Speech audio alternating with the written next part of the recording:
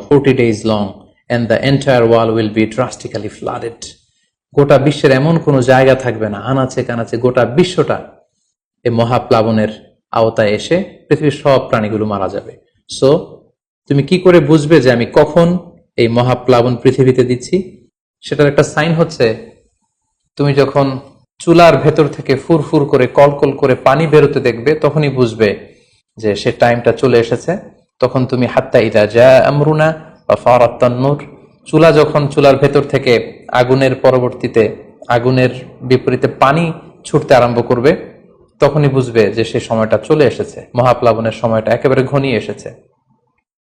কুল নাহমিল ফিহা মিন কুল্লি যাওজাইনি ইসনাইন, তখন তুমি সমস্ত বিশ্বাসী বান্দাবান্দীদেরকে, যারা তোমার ফলোয়ার, যারা একত্ববাদী বিশ্বাসী, তাদেরকে নিয়ে সেই নৌকায় তুমি আরোহণ করবে এবং প্রতিটি প্রাণী থেকে জোড়ায় জোড়ায়, অর্থাৎ ম্যাসকুলিন অ্যান্ড ফ্যামিনিন, নারী পুরুষ জোড়ায় জোড়ায় তুমি নিয়ে সেই নৌকাতে আরোহণ করবে। কারণ এই মহাপ্লাবনটা এত ভয়ঙ্কর মহাপ্লাবন হবে, ফলে পৃথিবীতে কেউ বেঁচে থাকবে না এবং তোমরাই হবে নেক্সট জেনারেশন, এবং তোমাদের থেকেই পৃথিবী আবার নতুন করে সভ্যতা বিনির্মিত হবে এবং তোমাদের থেকে নতুন করে পৃথিবীর সব প্রাণীকুল আবার নতুন করে বংশবিস্তার শুরু হবে।